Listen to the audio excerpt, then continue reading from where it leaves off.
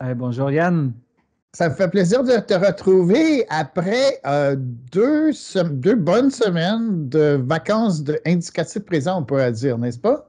Oui, c'est ça. 2 semaines où tout le monde, on espère, on aurait pu profiter du temps en famille. On aurait pu revoir les anciennes émissions de 2020, 21 de l'émission Indicatif présent, émission pédago-technologique où on parle des astuces pédagogiques, on partage les pratiques gagnantes, où on cherche des nouveautés pour que vous puissiez les appliquer en salle de classe. Puis nous voici, on est quoi? Le 14 janvier 2022. Mhm, absolument. Est-ce que tu fais l'erreur toujours, Alex, d'écrire 2021 encore, là? Oui, puis des fois, je fais des blagues. Bah, je t'ai pas vu, ça fait 1 an que je t'ai pas vu, puis c'est plus une blague. Ça fait 1 an qu'on s'est pas vu depuis notre dernière émission. Exactement, oui. Alors, qu'est-ce qu'on a réservé pour les gens aujourd'hui, Alex? Une émission encore un peu différente quand même. Ah oui, ben, il faut se réinventer. Puis aujourd'hui, je pense qu'on va partager un outil qu'on utilise tous, quelles que soient les circonstances dans notre vie privée ou dans notre vie professionnelle, qui est le site YouTube, un des sites des plus visités. Puis je pense qu'on a préparé quelques items qui vont sauver du temps, qui vont vous apprendre à comment utiliser de bonne façon si vous voulez. Puis on va montrer quelques astuces que vous pourrez appliquer en salle de classe. Puis en même temps, Alex, on va travailler à l'intérieur de la chaîne YouTube Aide Pédago. Alors, si jamais vous n'êtes pas abonné, on va vous montrer comment vous abonner.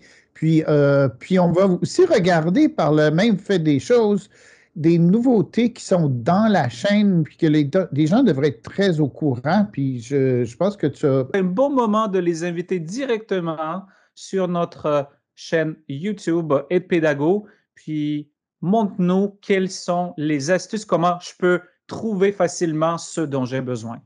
Très bien, Alex. Alors, on va regarder ça. Et quand on se retrouve ici dans la chaîne YouTube Aide Pédago, on arrive directement dans l'accueil comme tel de la chaîne YouTube. Euh, mais ce n'est pas nécessairement l'endroit où on veut être. Parce que l'accueil de la chaîne YouTube, Alex, sais-tu qui décide qu'est-ce qu'il va avoir dans l'accueil d'une chaîne? Je ne veux pas le savoir parce qu'à chaque fois que j'ouvre le site YouTube, je vois les émissions que ma fille avait regardées en utilisant mon compte. Donc, je ne pense pas que ce soit nous qui avons le contrôle là-dessus. Exactement. Alors souvent, quand on ouvre YouTube, on n'a aucun contrôle. Puis on va vous montrer aussi des astuces qui vont vous permettre d'avoir un peu plus de contrôle sur ce que les gens voient quand ils regardent YouTube, hein, Alex, bientôt. Mais, euh, mais certainement, l'accueil, ce n'est pas le meilleur endroit pour commencer. Mais savais-tu que le deuxième onglet qui s'appelle Vidéo donne une liste exhaustive de toutes les vidéos d'une chaîne? Alors, c'est là qu'on voudrait préférablement se retrouver, Alex. Mhm. Puis, euh, puis quand on va dans ce deuxième bouton de vidéo YouTube, c'est là qu'on va voir une vue d'ensemble des vidéos, mais on a l'espace pour faire le tri de ces vidéos-là. Alors, si vous regardez du côté droit, vous avez ce bouton qui montre comment trier vos vidéos dans une chaîne donnée, puis aussi dans les autres chaînes. Alors, personnellement, parmi les options qui sont dans YouTube, moi, j'aime bien l'ordre chronologique parce que j'aime voir les nouveautés de la chaîne. Je ne veux pas voir des choses d'il y a 2, 3 ans. Puis probablement que les choses les plus pertinentes dans notre cas pour notre chaîne YouTube, être pédago, c'est probablement les choses les plus récentes parce que nous, on s'efforce bien de renouveler nos vidéos, de les refaire pour vos besoins. Alors, si vous utilisez le tri vidéo comme ça, vous avez la chance de voir les choses les plus pertinentes. Ensuite, j'attire votre attention aussi, Alex, sur le troisième onglet qui s'appelle Liste de lecture. Alors, nous, on a fait l'effort avec notre collègue Ralph Grant d'organiser nos vidéos en liste de lecture. Alors, quand vous cliquez sur l'onglet Liste de lecture, ça vous permet de trier par, encore une fois, les plus récentes, parce qu'on a déjà sélectionné les plus récentes. Puis, on va voir les listes de lecture qui ont eu des nouveautés le plus récemment. Puis, on va pouvoir voir les vidéos en regroupement qu'on appelle liste de lecture ou en anglais playlist. et ça nous permet de faire un beau tri comme ça également. Je vais aussi vous montrer l'outil de recherche qui est la loupe, qui est au bout de la même ligne qu'on est en train de regarder avec accueil vidéo, liste de lecture. Et on peut taper des recherches. Ici, par exemple, je vais faire une recherche, puis le résultat, pas surprenant, c'est la toute nouvelle liste de lecture Jack Horn qui vient d'être mise en ligne cette année en 2022. Un autre exemple, Alex, je vais faire une recherche avec indicatif, puis le résultat, pas surprenant, ça va être, Alex, l'historique des 100 quelques émissions. En fait, c'est pas tout à fait 100, je crois, émissions, mais ça s'en vient très bientôt en passant. Et les émissions historiques vont tous se retrouver au même endroit. Même s'il y en avait une qui avait été oubliée puis qui ne serait pas dans les listes de lecture, on les retrouverait de cette façon-là. Puis on peut aussi utiliser des mots-clés, comme par exemple, si on voulait retrouver une information sur la grammaire, on pourrait taper le mot grammaire, puis on retrouverait toutes les vidéos dans la chaîne YouTube qui contiennent le mot grammaire. Alors, jusque-là, je ne sais pas si ça peut aider les gens, Alex, d'avoir un petit survol comme celui-là. Je regarde mon écran puis je me demande tout à fait ce qu'il nous faut, c'est des listes de lecture où on organise le contenu par le domaine qui nous intéresse, par exemple, tout ce qui est Teams. Je regarde maintenant, on a plus que 60 tutoriels en lien avec Teams. Puis si je ne veux pas, pour l'instant, bien sûr, revoir l'émission indicative présente, je vais me concentrer sur les Teams. Je peux faire mon tri. Le bouton recherche, je l'ai fait exprès, puis je vous invite à le faire aussi. Si vous voulez taper, par exemple, accord, vous allez avoir toutes les émissions, toutes les vidéos en lien avec les accords de notre chaîne pour ne pas avoir l'enregistrement d'un petit bonhomme de deuxième année qui a travaillé sur sa tâche d'accord quelque part à Paris ou peut-être au Québec. Donc, je pense que ça va être de l'information très, très, très pratico-pratique en salle de classe. Mais tu sais, ce qui me tape des fois sur les nerfs, c'est que comme nous, notre chaîne, elle n'est pas monétisée, mais des fois, au début ou au milieu des émissions, nous avons des publicités. Puis ça m'agace. Puis je me mets à la place des enseignants en salle de classe. Admettons, vous voulez faire une petite projection concernant la salubrité des aliments. Vous voyez une promotion d'une compagnie X, Y, Z ou deux publicités de suite que vous voulez couper, il y a une façon très simple de le faire. Donc, si vous êtes en salle de classe et que vous aimeriez éviter ces publicités, copiez le lien de la vidéo. Ben, si vous voulez, je peux vous faire le partage présentement juste pour vous donner une idée. On va se retrouver sur la chaîne YouTube. Je vais cliquer n'importe quel logiciel. Puis vous voyez, il y a la publicité qui s'en vient tout de suite. Pour l'éviter, je mets un trait d'union, un tiret entre T et U, donc YUT-UB, puis vous cliquez Entrée. Aussi simple que ça. Voici votre émission sans publicité, prête à être montrée à vos élèves sans interruption. C'est presque magique, ça. Franchement, si tu m'avais dit ça dans la rue, j'aurais dit va compter ça aux pompiers, Alex, ils vont t'arroser. Ah, ben écoute, juste une petite parenthèse, c'est que gardez en tête, si vous voulez l'intégrer dans votre présentation PowerPoint ou vous voulez l'intégrer dans votre cours, il est possible que ce fichier-là ne pourra pas être lu.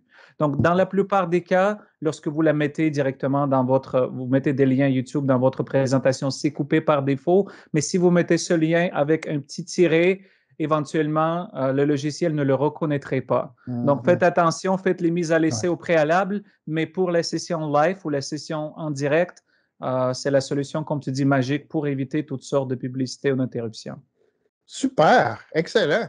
Puis, un autre petit truc, Alex, que j'avais déjà partagé avec les gens, c'était le truc de la tabulation dans Chrome. Alors, je veux juste comme revenir en arrière. Alors, on ouvre le Chrome, notre furteur Chrome.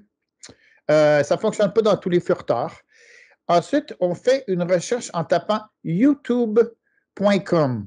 Puis, au lieu de continuer avec l'ajout d'autres mots, on ajoute une tabulation. Le tab au-dessus des majuscules et on appuie sur ce bouton-là. Puis là, on voit une barre oblique, comme vous voyez sur l'écran.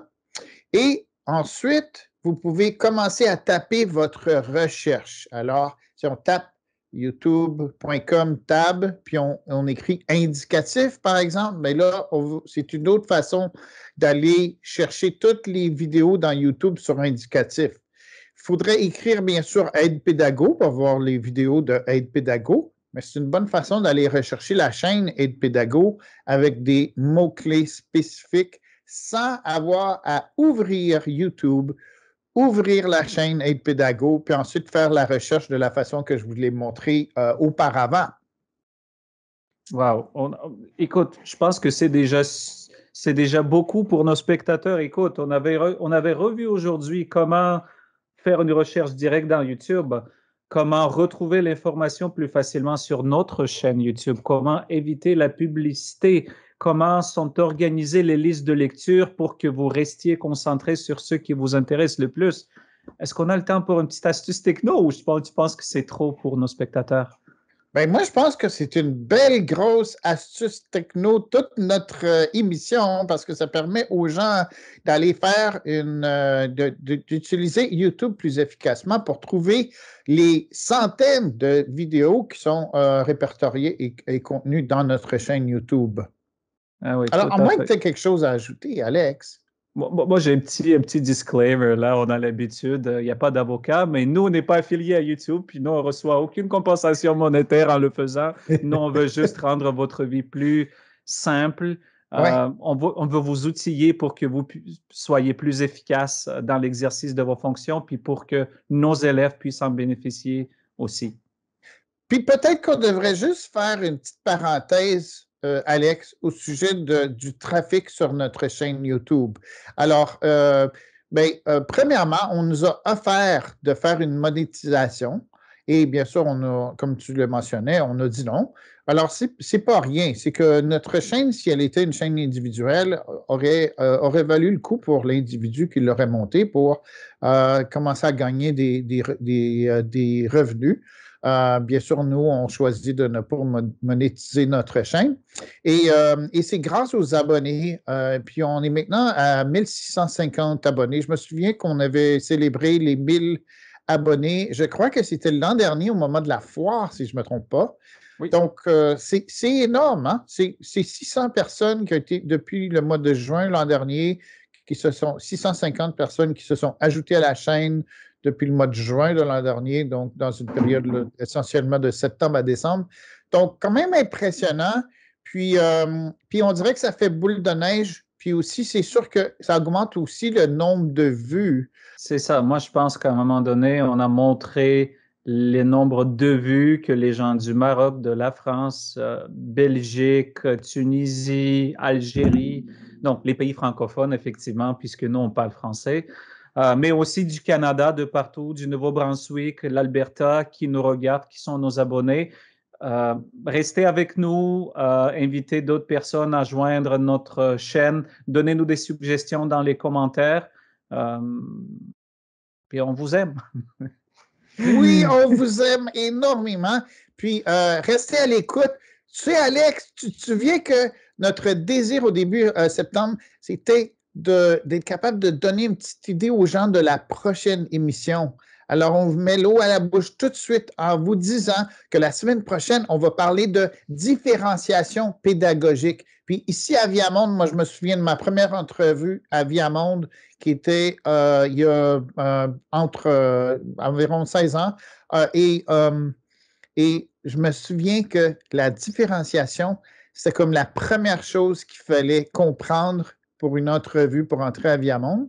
Puis on parle encore du même concept et du même principe comme étant primordial à Viamonde, la différenciation.